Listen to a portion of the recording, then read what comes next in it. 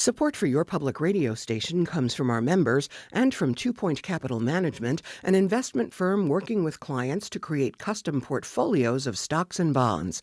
Two Point is dedicated to helping people manage financial risk in good times and bad. More at twopointcapital.com. From Bob Johnson Auto Group, proud supporter of Connections with Evan Dawson, believing an informed public makes for a stronger community. BobJohnsonAutoGroup.com. And Sarah's Garden Center in the village of Brockport, dedicated to sharing knowledge about the art of growing plants for over 45 years, with on-site gardens to stroll, blooms to breathe in, and staff to provide gardening advice. More at sarahsgardencenter.com. From WXXI News, this is Connections. I'm Evan Dawson.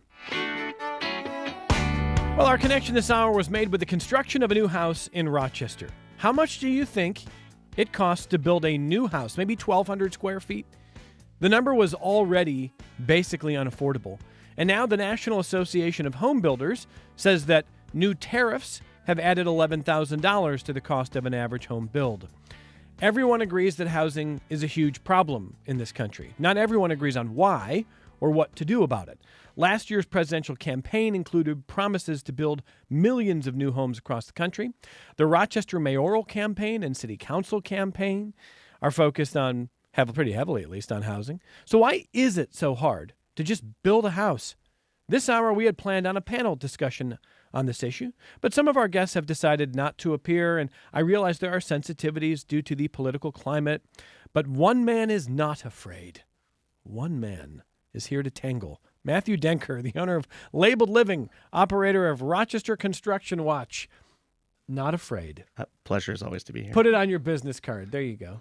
How are you? I'm good. How about yourself? I'm doing great. Tell the audience what Labeled Living is. Tell the audience what Rochester Construction Watch is. Sure. So Labeled Living is my small infill development firm here in Rochester. We've built 9 units over the last, 6 years now. And that's gone really well, and we're working towards building more, which is why I'm here and talking about how hard that is. And then Rochester Construction Watch started as a Facebook group a little more than 5 years ago, and that still exists, but also exists as a website now with more long-form pieces focusing on specific development projects in town. Well, the National Association of Home Builders says tariffs are already responsible for about an $11,000 increase per home build. That's from the NAHB Wells Fargo Housing Market Index 2025 April survey. Does that sound correct to you? It doesn't sound too far off. It kind of depends on what size home you start from and construction methods and things. But that sounds about right. A big chunk of that, especially locally here, is going to come in the form of lumber tariffs on Canadian lumber, which have been in effect nonstop at varying levels for 8 years now. They were introduced, I believe, in 2017 and have continued, as I said, at different levels ever since. So what else is impacting? We're going to get really into some of the weeds here in a moment here, but I'm curious to know if other newer policies, 2025 policies, for example, are builders going? If builders are able to build, if there's projects that are greenlit, are they going to find work crews? Is there any concern about immigration crackdown on work crews? There's a little bit of that for sure. A little bit of immigration crackdown, but even more so, there's just a shortage of skilled labor to do these projects. And why is that? A lot of businesses went under in 2007, 2008 when the market crashed last time. And those workers are just gone, whether they retired. I know that's now, 17 years ago, but they have retired. They've moved on. They went on to sell cars or do something else. And it's been challenging to train more people to do it, partially because the demand for houses is there, but the building of the houses isn't happening. And there's concern that even if we hired a bunch of people tomorrow to do it, that we'd end up with a glut of workers who would be laid off 2 years later once we built all the houses that we didn't build over the last few years. I don't necessarily think that's how it would play out, but there's always been that concern of ramping it up. 5 years ago during the pandemic, manufacturers didn't ramp up toilet paper production, knowing that once things were caught back up, they would have spent a bunch of money investing on a toilet paper plant that was going to go out of business. And there's no reason to invest that way. And so it's just been challenging to get our legs back underneath ourselves. Well, so let's talk a little bit about why it's so expensive to build new houses. And right now, this is why Matt's such a good guest here. You brought the book here. Look at you. You did some homework overnight, didn't you? So the political discourse is obsessing over a new book from Derek Thompson and Ezra Klein called Abundance. And the book goes pretty hard at democratically governed cities and states where housing prices are extremely high. The cost to build new homes is extremely high, higher than in red states and cities on average, certainly. So first of all, well, let me ask you that. Do you agree with that general assessment that in cities and states primarily governed by Democrats, housing is more expensive? Yes. Yeah, the numbers don't lie about that. It's absolutely the case. And housing is more expensive. New builds are more expensive also? Yeah, I mean that's what's driving it. It's the same for any good, that the replacement cost is really part of what's driving the cost. So why is it so expensive to build a new house? Take us through what that process is like, why the costs are what they are. And as you do that, before the program, Matt was talking about, if you're building new in Rochester, it might not be the same as building new in Penfield and why that may be the case.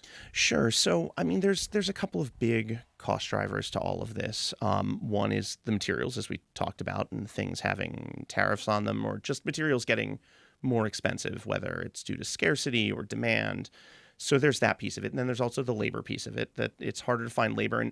And it's not just that you have to pay that labor more, but if you have to wait 3 months to, say, put a roof on a house, then you're also paying the carrying costs of that house to a bank over that 3 months. And we know interest rates are up over the last few years, partially to hedge inflation. And so that cost gets greater. So waiting costs more money. And that's one of the drivers of development in the first place. You go to buy a piece of land. If it takes you 2 years to get approvals to build a property, all of that is incorporated in. Look at the end game of that, where something like Mark IV is finally building Westport Landing in Pittsford. And that's been, 20 years worth of lawsuits to do that. And it's a materially different project now than when they started, but there's enough money in building apartments on the canal in Pittsford that they're still doing it. So those are the major drivers of it, and that approval process really is what it is. And time is money, for better or worse, at least in an investment situation like this. So the longer things take, the more they cost. Okay. And before anyone emails say, well, there's it's more complicated than that. It is more complicated than that. In fact, Matt shared with me this morning, and he and I both read a piece from Matthew Iglesias today on his Slow Boring Substack on how, in some cases, this is not always the case, but there are plenty of examples of Republicans resisting growth opportunities. Growth, and by growth, I mean probably deregulation, more green lighting of builds, sometimes for very political reasons, and sometimes in the name of deregulation. Although I thought that piece was interesting, Matt, because if you drill down, you look at New Jersey, you look at other places where Republicans have tried to block local builds, it's always under the guise of, well, we want to deregulate. We don't want more regulation. But usually, what are they actually doing in those cases? Yeah, they're enforcing the regulations that exist. In almost all of these cases, it's about states superseding local. So states with Democratic governors, and red counties or red towns. Yeah, one of the earliest examples of this, which isn't even in Iglesias's piece, was Connecticut. Looked almost 20 years ago now, that they were spending a lot of money to improve Metro North stations, and in a lot of the suburbs, nothing was happening. There'd be a parking lot next to the Metro North station that they just spent millions and millions of dollars on for more people to be able to ride more comfortably and to encourage that. And they realized that, hey, there needs to be housing here. And so Connecticut took over, basically said, anywhere near where we invest in a train station, you have to allow large-scale apartment buildings, and it's made a big difference. But of course, that was over the protestations of the towns themselves. And while I don't have any specific examples, I'm sure some towns said, well, then don't fix the train station here. We'll deal with it. But for the most part, it did work in a lot of Connecticut towns, and it's kind of run from there. Yeah, and in New Jersey, you had a governor.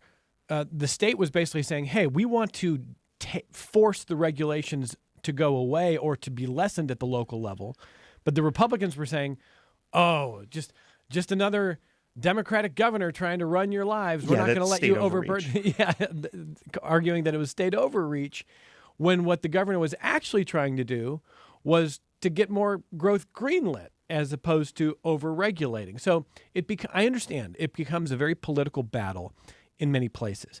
However, on balance, right now, what you're saying is that the evidence shows if you're in a primarily blue state or primarily blue city, housing is probably more expensive. Yes. Can't argue those numbers. Okay, so now having read the section on housing and abundance, Klein and Thompson are pretty tough on the political left, and they come from the political left. They are trying to rally the political left to do things differently.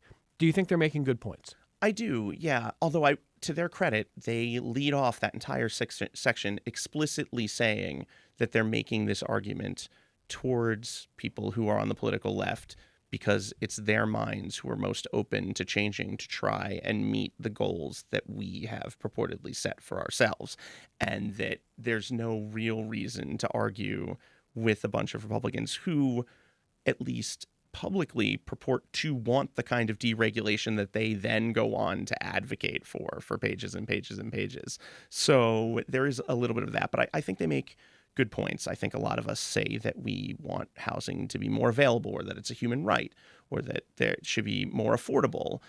But a lot of the things we then put in place are barriers to that happening.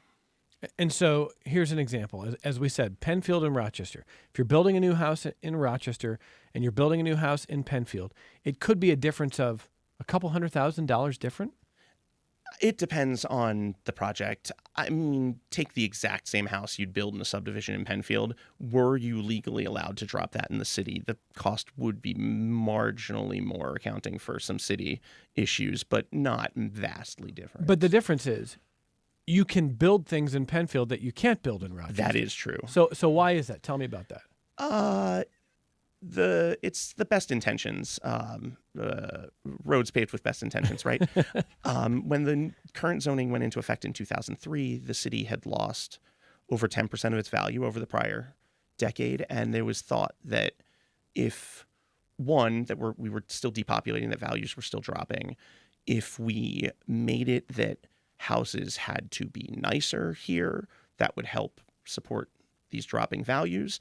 If we made it that houses had to fit in, if we made it that houses were less dense because we didn't need all these extra units anyway, that would improve the situation. You know, that we were trying to arrest declining values, which is a challenge because even in 2003, people thought of a home as an investment. That's not a new idea for people. And so watching that erode underneath them was very challenging. And so a lot of those laws were put in place, a lot of the rules in the current zoning were put in place kind of explicitly to arrest the issues that had been going on in the prior 20 years. When you say nicer, a home would have to be nicer, I know that's a general term, but give me an example. And I'm not picking on Penfield. I'm just saying, give me an example of a suburban versus a Rochester rule on what nicer would mean. Sure. I mean, I don't mean to pick on any one builder in town. I think that would be wrong. But if you've been in a new subdivision off of Jackson or Stone or somewhere in Penfield, I think you get the idea of what a basic house can look like in a place like that. And the houses that are built in the city are held to higher standards than that. They have front porches. They can't have street-facing garages that line up with the house. They are required to have the parking in the backyard of the house, which makes for a longer driveway, which costs thousands of dollars more. It's a bunch of little things that all add up. Okay. And then there's also the question of, is union labor required? Is minority and women-owned business part of the equation in terms of contracting. So tell me a little bit about that. Sure. So those are cost drivers for houses that the city takes upon itself to develop. I don't have any requirement to build a house with union labor or with contractors meeting certain hours when I own a piece of land and then I go build a house. So that doesn't apply to market rate construction or private construction. Okay. But anything receiving subsidies from the city and beyond that, because many of those requirements exist on subsidies that come from the state and federal levels too, about the accessibility of a house, about the labor makeup of who's building it. I think the example I gave you before the show was the AHAP funds from New York State, which is $200,000 towards building houses that are affordable to the AMI of an area, about 100% to 120% AMI. And the program was built mostly to try and help downstate homes where the AMI could afford a $500,000 AMI house. is the area median income. So those regulations, that fund was imagined as a way to help residents of Westchester be able to buy a house for $500,000 that otherwise would have cost $700,000 for the market to provide. We're using it here for various projects as well. GRHP and the city are using it for projects, but it wasn't necessarily imagined to be money for upstate cities per se when the project was come up with. At the same time, that adds work requirements and adds costs in some interesting way. It takes a house that maybe would have been $700,000 and makes it cost $750,000 that then gets subsidized down $200,000. It can be challenging. Talking to Matthew Denker, the owner of Labeled Living and the operator of Rochester Construction Watch. And I'm going to start welcoming some of your feedback. I have a couple of emails to share from connections@wxxi.org. On the phone, this is Samuel in Spencerport. Hey, Samuel, go ahead. Hi, Evan. Thank you for taking my call. Sure. I just wanted to offer my insight as a younger person. You know, I'm in my 20s right now. I'm beginning my career as a social worker. And I'm looking at a landscape in Rochester where, what I see is, the market is responsible for providing housing to people. And the people that make those decisions, I think, are people with multi-million-dollar investments in the area. And the problem I see, and I think a lot of young people see, is that housing in America is based on or is used as speculative investments. There's a constant drive to push home values as high as they possibly can go. And real estate developers and builders have a lot of say. And I think they often downplay how much say they have in what gets built, where it gets built. The one other thing I'd like to say is that a lot of local governments have a lot of control over what gets built and where.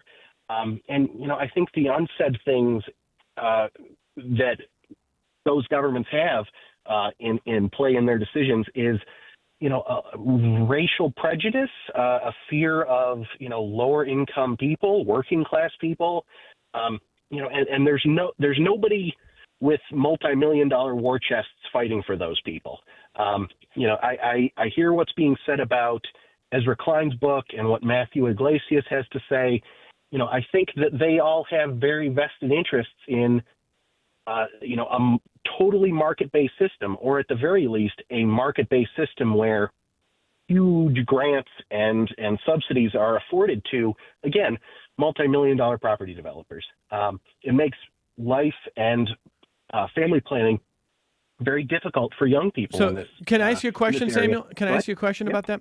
So I'm going to tell you what I think I'm hearing from you. Correct me if I'm wrong. I think part of your critique is a lot of the proposed solutions work within the framework that keeps housing in the investment class, and that's still going to drive, no matter what you do, it's going to drive prices up. It's going to keep people on the sidelines, as opposed to seeing housing very differently. Seeing housing as something that, if not a human right, should be accessible for everyone, and maybe not in the asset class. Is that correct? 100%. Okay. Because that's a big theme that we're going to be talking about in a moment here. And in fact, we've got some sound to share on that. And Samuel, I really appreciate the phone call. And as someone in your 20s, I wish you luck. The stats are pretty interesting. The stats are showing that the average American is buying a home, if they're buying a home at all, almost approaching 40. I mean, it's later than it was generations ago.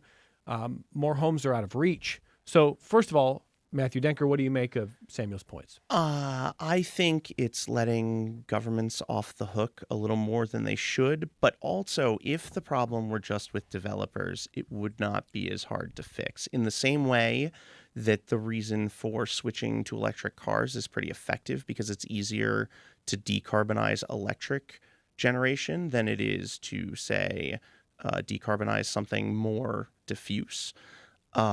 If it were just developers, you could stand up better developers or you could limit their profit. The problem is every single person today who already owns a home has a vested interest in their values not dropping. And that's where the rubber meets the road. That for better or worse, for everyone who's in their 20s and doesn't own a home, it's not them versus developers. Developers are a business. They'd like to make money. Apple sells a $500 iPhone so they can make more money than only selling $1,000 iPhones. If there's money that can be made from building and selling 800 square foot houses, developers will do this. And where they're allowed to, you see that happening. Take a look at a couple of the subdivisions of 800 square foot houses being built in Austin, Texas, just to see what the end game of that is. Developers are a business and they like making money. The houses being more expensive doesn't necessarily translate to that. I mean, on a grand scheme, there's more margin in a more expensive house, but there's more margin in a more expensive car, and Toyota still makes a Corolla. They haven't stopped making those. So I think that's a big driver of it. And every one of those people who has a vested interest gets that say because of local control, that the minimum house size in Spencerport is 1,200 square feet. So I need approval to build something smaller than that in Spencerport. And when I go to get that, everyone who owns a $300,000, 1,200 square foot house is not going to be okay with me trying to build $200,000, 900 square foot houses. So Samuel's point about how we view housing generally is at the core of this. It's really important, and we're going to be getting back to that in just a second. Let me tie up a couple of other points before we get there. Alex emails to say, Evan, I'm not entirely sold on the abundance premise that deregulating new builds and changing zoning laws is the best, easiest solution to the housing crisis. At what point do municipalities bring construction fully in-house? I have to imagine a public housing project built by city, county, or state laborers would be markedly cheaper than RFPing yet another contractor. That's from Alex. That's difficult. I don't know. It may be, but if they're going to put the same requirements on themselves that they put on RFPs, no. Right? That's one of the big drivers of this. I can build a house for cheaper than the city can build a house, but I'm also not going to guarantee that 30% of my workforce is women-owned businesses, and I'm not going to build a basement necessarily or any of the other design requirements that the city puts on homes. So it can be very challenging. It's certainly possible in the same way that we say, oh, well, a nonprofit could do it cheaper because they don't have profit. But it would be very easy to set up a system wherein the units that the city builds are not cheaper. You know, there's very little, if you go look, there's very little developer fee to the buy the block homes that we were talking about. GRHP is not Can you briefly remind the audience what buy the block is? Sure. So the city's now in the second phase of it, but they have been building a series of homes focused in a couple different neighborhoods over the last 3 or 4 years that they're building exclusively to be for sale for first-time home buyers who are approximately 60% AMI that we talked about earlier. So I think as of this year, that is households with an income of approximately $55,000 a year, because I believe the AMI this year for Monroe County is $74,000. Okay, and the mayoral campaign has included both the mayor defending this program, the other candidates criticizing the program as wasteful because the average cost per house in the buy the block program is around $500,000 to $550,000 per house. Very high. And the mayor has basically said it is high. That is what we're dealing with right now, and it is worth it because it is part of a city mission to redress a history of redlining, discrimination, and he doesn't apologize for that. So, but everyone acknowledges that's a high cost. It is a high number, but I think you said it best before that this is more a question of values than it is waste. That number, we get to that number by making a series of decisions about the design of the house, about the makeup of the people building the house, about the process by which we're going to sell the house and make sure that that house is built and sold to the right people isn't the right term, but sold to the groups of people we are trying to help by building that house in the first place.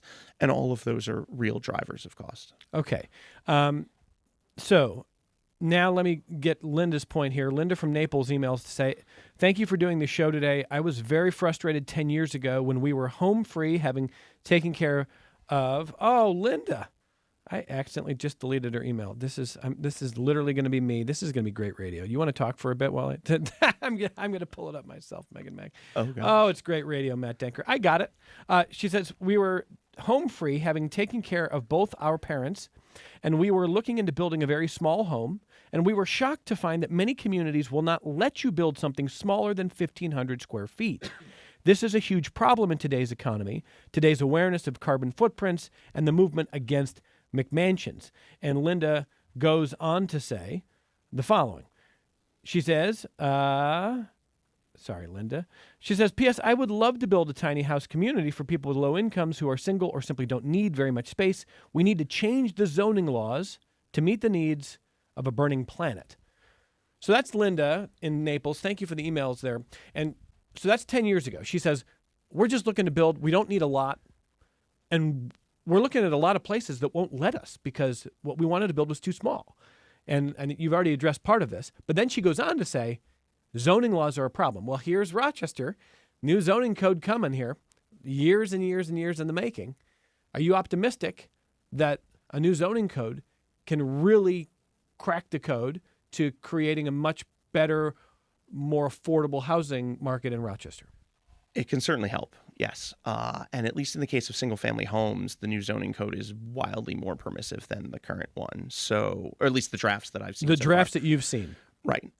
Where it's at right now, I couldn't exactly say, but at least the drafts that I've seen, single-family homes are much more permissive than the current zoning code. Other forms of housing are a little more up in the air, but certainly being able to, say, build an 800-square-foot house cottage is much more doable under the new zoning code than the current one. Okay, and the zoning code is a whole different show that we're going to do soon. What's the most important thing? I'm going to give you the keys to the castle now. What is the most important thing that could happen that is going to fundamentally affect how difficult or how easy it is to build new houses here? The review process for new houses. The review process? It's part of the zoning code, right? Okay. But under the current zoning code, you cannot build an apartment building in the city of Rochester of right, that no matter what other things you meet, you will have a public review process for your new apartment building. Under the new zoning code, despite having a whole bunch of new rules and allowances and things, you are still required to go through a public hearing process for a new apartment building. That no new apartment building, even if you show up with finished designs that meet building code, that meet all of the design requirements of the zoning code, you will still end up in a hearing process, which is the case for everywhere that's not the city already, that you can't build something in Penfield without a hearing. Frankly, you can't open a new storefront in Baytown without having a public hearing for your store, which is insane to me, because why build a shopping plaza if you can't just open stores in it? I'm trying to come up with the argument that says Denker's wrong here. And is it something like, well, of course, there's got to be hearings. There has to be a review process here. Why would you be against review? All we want to do is review your proposal. We would like the project to be better. We would like it to look Yes. better. We would like it to integrate with the neighborhood So why are you better. opposed to this? That is what's driving these costs. That review process is what's driving these costs. And the way by which zoning is fixed, I'm making air quotes, I'm sorry, people can't see that on the air. The way by which zoning is fixed is by eliminating those review processes, by making the things that we say we want, smaller houses, more houses, denser housing, townhouses, of right, so that if someone pays an architect for plans that meet building code, which is a whole separate thing from zoning code, that they show up, they say, I want to build this, and the person at the city says, great, they meet building code, they've got sprinklers or stairs or egress windows or whatever it is that they need for health and human safety, go ahead and build it. And it's that process by which these things happen faster and less expensively. It's the process by which new subdivisions are built so inexpensively in Texas that there is not this public veto process over a new subdivision. And so the review that you're opposed to, tell me if I'm wrong here, is number one, arduous because of the length of time and the number of reviews, and time is money. And two, leads to veto processes by the NIMBYs who are going to find something to oppose. Yes. Is that correct? Yes. Okay. Does the proposed zoning code in Rochester doesn't fix this problem in your mind, or does? It varies. Again, how single-family homes are wildly more permissive. The ability to build a small house, to decide that your small house no longer works for you and you want to tear it down and build a larger one. All of that is much more permissive in the new zoning code. But other things that happen in a city, apartment buildings, are not more permissive in the new zoning code. But can't I just argue that, well, you just sound like a steamrolling developer who doesn't want to be challenged and just do whatever you want, and we've got to review what you want to do. Sure. I think that's the case, and then people can continue not affording their homes. That's all there is to it. Yes, if you want to be able to slow the process down, then do exactly what we've been doing. And it's led to 20-year-olds not being able to buy a house in Spencerport. It's the solution, for better or worse. Okay, and so one other point before what we'll do is we'll take a break, and then we're going to come back and we're going to circle back to Samuel's point about how we view housing in general. Is it an asset that should appreciate in value? Is it something that should be something close to a human right or a human right? So here we go. Mark writes to say, I'm curious about something. The population of Rochester has declined 2.84% since the last census and about 0.58%. Yet we keep, I think what he's saying is over time, the population has gone down. And the max Rochester population was well over 300,000 people, a couple generations ago. But he's saying, yet we keep talking about building. If people buy and move into new houses, they are moving out of apartments or smaller homes, and yet the population has declined. Isn't this a zero-sum game? He's saying, why do we need to build more? We've lost a lot of population. Shouldn't we have enough housing? We've lost 150,000 people from the population's peak at 360,000 in, I believe, 1960, but it might have been 1959. It was right around there. In that same time period, we've lost only 3,000 units of housing. The 150,000 people who left Rochester did not live together in those 3,000 homes. At our population's peak, I believe the average occupancy in each household in the city was 3.5. Today, it's 2.1. Yeah. It's not going back up. We are not about to persuade people to live together en masse, for people to stay together after they divorce, for unmarried daughters to live at home until they're 30. Or grandparents to live there, right? None of that is a thing, and we have more single-person households than ever. 55% of all households in the city are now single-person households. 55%? Yeah.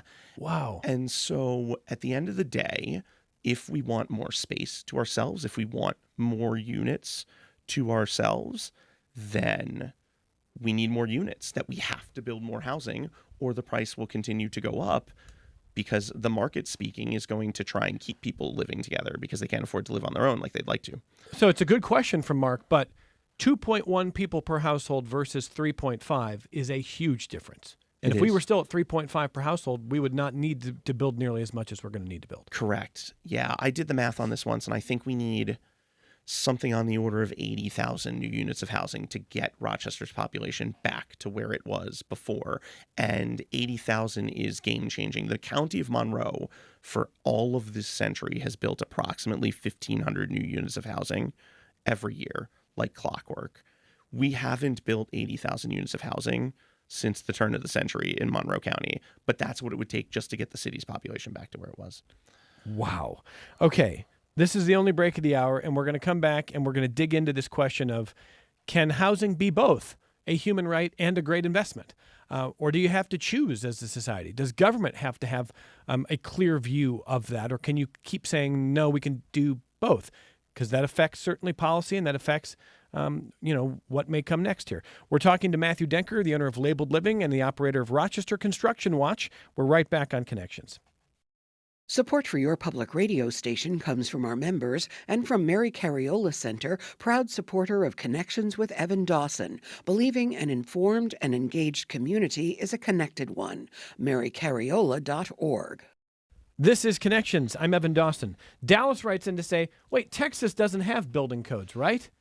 They absolutely have That's building wrong. codes. They do have they building follow codes. the same IRC that we do here, International Residential Code, which, despite having international in the name, is only used by the United States. It's a real great naming scheme.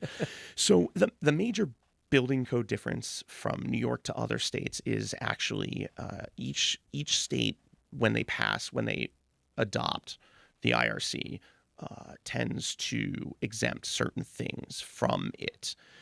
In California, nothing is exempted from the IRC requirements. When you build a house, it has to have sprinklers. It has to do all these other things.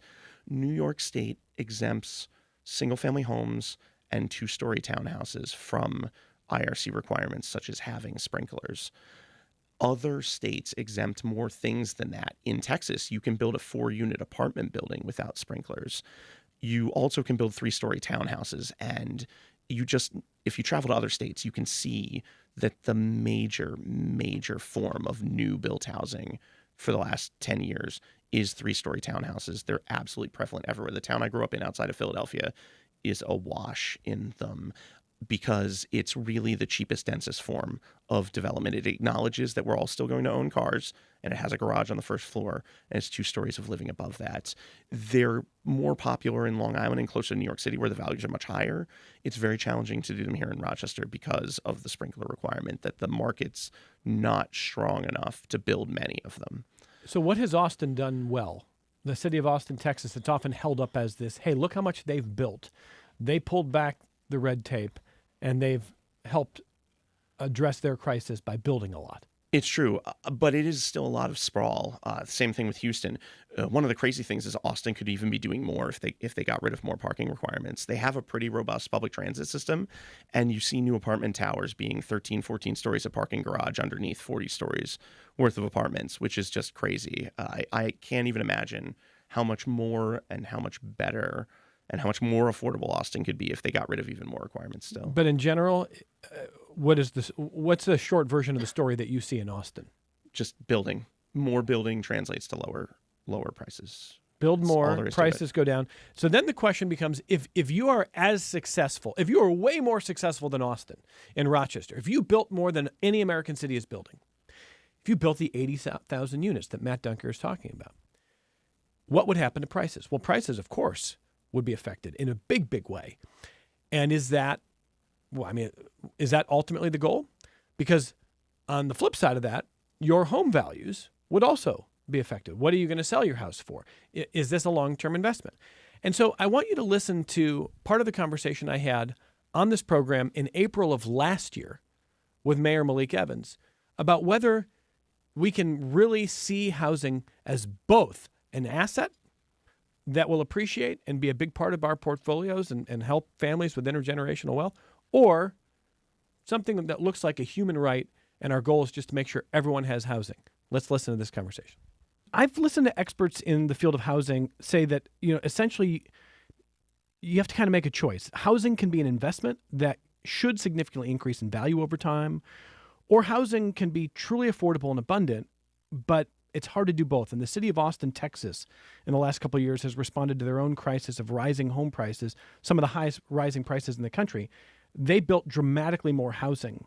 And as a result, they've basically eliminated the price increases. Now, some people have complained and they said, wait a second, my value's not going up anymore. Right. But a lot of people are saying, well, I can finally afford something now.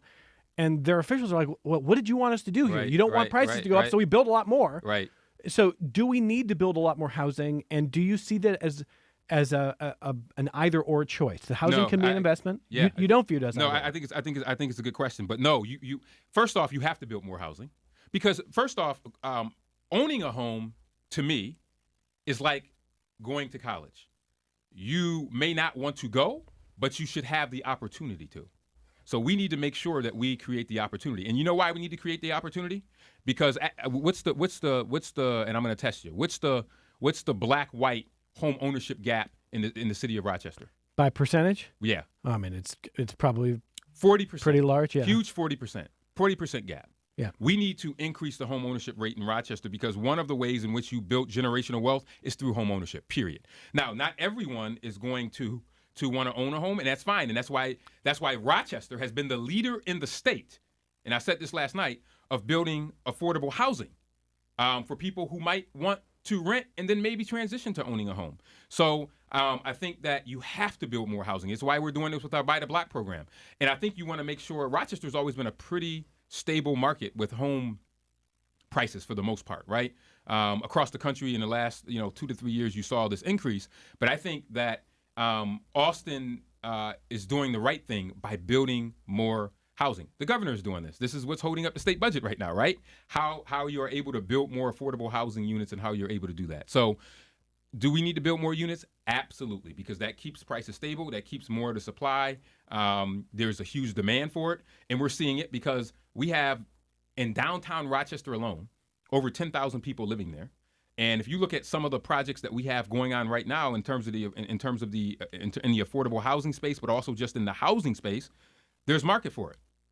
164 Center City Courtyard, right? 123 at Canal Commons, 128 at the old Hickey Freeman on North Clinton, 76 at Alta Vista, repurposing the Edwards building for 114 units of affordable housing units. So I kind of share that Austin belief that you do need to make housing as abundant as possible because we know that there is a demand for it. That's Mayor Malik Evans in April of last year, 2024, talking about his view that you can see housing both ways as something that ideally becomes abundant and ever-present and easy to access, but also a great investment that builds intergenerational wealth. Can it be both, Matthew? No. It's just that simple. It cannot be both. Investments operate on scarcity, and if it's scarce, then it's not a human right. You're not giving everyone housing. It just can't be both. It's someone smarter than I am told me earlier this morning it might be neither. But at the end of the day, it'll never be both. And this is not a knock on Mayor Evans at all. I think any politician you ask is going to tell you it can be both, and they're going to try for that. In the recording that you played, he goes on to say that we need to keep building things to keep prices stable. By what mechanism is a house an investment if prices are stable? If we build and keep prices stable, like he says right there explicitly, where does the investment come from? What exactly is driving any amount of wealth generation if the price is stable? Because I got to tell you, in 12 years, that house is going to need a new hot water heater. And in another 25 years, it's going to need new windows and a roof. And those things aren't free. And they're going to be needed to keep the house standing. But if the house prices are stable for that same 25 years, you haven't even created enough value from it to pay to put a new roof on it. So what does that actually look like? I'm going to give you the answer that I think he would give, but I'm not going to claim to speak for the mayor. I'm going to give you the answer that I think people who say it can be both have often said to me. But before I do, your point about scarcity is important here. A rare baseball card, a one-of-a-kind baseball card, could sell for $100,000, $1 million. If all of a sudden we find out, no, there's actually 1 million of those out there. There's not one. There was 1 million. Is anybody going to be paying $100,000 for that card? Now, all of a sudden, it's abundant. You don't have to pay a lot. Yeah, if you It's stumbled easy to into a get. warehouse of Babe Ruth rookie cards, It's easy all to of a get. sudden it would not be worth anything. All of a sudden, you kill the value of the scarce number that already were known to exist. And that is that's how I know this sounds really ridiculous and sort of Econ 101, but that's why you're saying it can't be both. Correct. Here's what I think the mayor's saying. I think what he's saying is, realistically, are we going to a world where there is a key to be presented to every single person who wants their own house and it costs essentially nothing or something close to it? No. But we can do a lot better than where we are now, which is to say it is just murder for buyers out there. They can't find any inventory. Nothing is for sale. Nothing is being built. And as a result, prices are up in a way that we hadn't seen for decades. and it feels disruptive.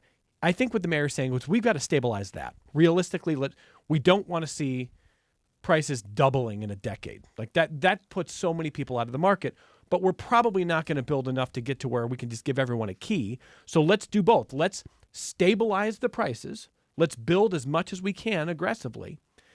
Realistically, that will turn houses back into the investment that they were in 2003, which is a good investment.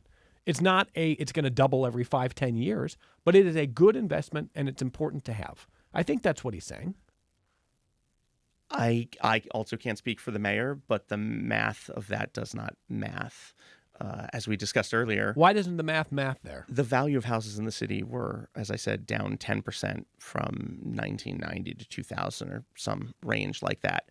Nothing about something that declines in value by 10% is a good investment, but people could afford houses in the city of Rochester if they wanted them. And we're now the other direction, that houses here have gone up by 50 to 100% over the last 3 or 4 years. And lots of people can't afford houses.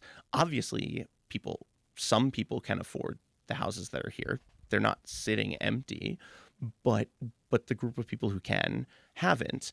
And the people who stand to be hurt most by stabilizing prices are the people who bought the house right now. Someone who bought their house 30 years ago will still have seen some amount of appreciation over that time period. They wouldn't be as affected. Correct. But you're saying it's politically a very hard sell for the full market of homeowners. This is a problem that is difficult to dig yourself out of, though, thankfully, at a society level, if we give it enough time and are thoughtful about it, we can fix it with relatively minimal disruption. Housing won't necessarily be a good investment if it's stable, but we can generally do it over a long enough period of time without people losing their shirts. The best example of this is what happened to all of the borrowing for World War II. That over the course of 30 years, via inflation and economic growth, ultimately all of that borrowing was gone. It was fractional. GDP quadrupled. We didn't borrow more money for World War II in 1970. So all of a sudden, the actual debt was much smaller as a percentage. In that same vein, if we could keep housing stable for 30 years, inflation and other societal changes will erode it such that we've made it to a point where housing is largely affordable for everyone and no one has straight lost 30% of the money that they've put in. I've got to take 2 more phone calls, but just briefly. So you're in we've got to make it more stable and we have to create an understanding that it is not, in the future, it will not be the investment that it is today. Ideally? I'm willing to go further than that. Usually, even as someone who does own my home, if it was suddenly worth half tomorrow because we built enough that more people could afford homes and there wasn't the homeless problem, that would be a better also society. downtown, that would be better. That'd be a better. We'd society. be better off. Yeah. Okay. Let's move fast here. Samantha in Rochester. Go ahead, Samantha. Oh, hi. I was wondering real quick if you could address the Airbnb situation in Verbo and short-term housing and how that affects the market and if there should be more regulation on that so that people can actually live in those apartments that are just being there for short-term gain. And also, like, obviously people don't need all that space. They're renting it temporarily. So that housing stock, I feel, should be limited to a certain percentage so that the people who need those homes can live there. Okay, Samantha, I'm sorry. Thank you, Samantha. Go ahead, Matthew Denker. So short-term rentals of any kind, holding units vacant, is a kind of fractional issue. Would there be a little bit of relief to housing prices if we suddenly banned short-term rentals tomorrow? Yes, and that relief would come from the hides of the people who invested in short-term rentals. And without making a morality play here, we can decide whether we're okay with that or not. But ultimately, the reason short-term rentals are an investment, just like you buying a house is an investment, is that same scarcity, that it's all of this money competing for the same limited housing stock. And you can build your way. If you built 100 new apartments, they wouldn't all get absorbed as short-term rentals either. We can still build our way out of it. That if you don't allow additional units, the second the 10 short-term rentals are gone, prices just keep skyrocketing again. It's not a long-term fix to it. And Samantha, we're going to try to address that on a future program. It's a good question. Lisa in Rochester, got about 30 seconds. Go ahead, Lisa. So I want to know how the investment opportunities in urban areas, because of the limited housing subsidies through public assistance, are affecting this. My son and daughter-in-law live in California. They called me excitedly a couple of years ago saying their investment advisor were recommending that they buy a house on my street. And I said, please don't, right? These houses are turning into rentals. They were stable, working-class value homes that families could pass down, and they've become first rentals and now short-term rentals that are empty most of the time. All right, I got to jump in here, Lisa, just because we got about 30 seconds for Matthew. Go ahead, Matthew. It's the same answer as short-term rentals. What you're talking about is investment driven in scarcity, that you can make money buying a house and renting it out for more money in that way because we're not building enough houses. That's all there is to it, that it's the same pool of demand fighting for the same limited number of houses that's not increasing fast enough. So what you're saying is you recognize the problem, but the solution is still in that bucket of we need to build more. Build more, exactly. Build more. Okay. As the music plays, anything else on the list of what has to happen to see more building? You talked about approval and review. What about what else? What's got to happen? That's the big thing. The cost of money needs to come down somehow, and that's going to be tough because we don't have a lot of control over that. That interest rates are where they're at for other reasons than just greed or anything. It's not like that. Tariffs helping or not helping? Not helping. Not helping. Increasing prices there too. Okay. Want to come back talk zoning later this year? I hope so. I really hope we get to talk about zoning later this year. Oh, you'll be invited. Do you recommend people read Abundance? Are you enjoying it? Yes, it's been really good. Okay. The other book I have on this pile is good too. What is that? Stuck by Yoni Applebaum. It's a lot of the same abundance agenda. Thank you for being here. Thank you so much. You'll learn more about Matthew Denker with Labeled Living, LBLD, Labeled Living, and the operator of the Rochester Construction Watch. We've got more connections coming up.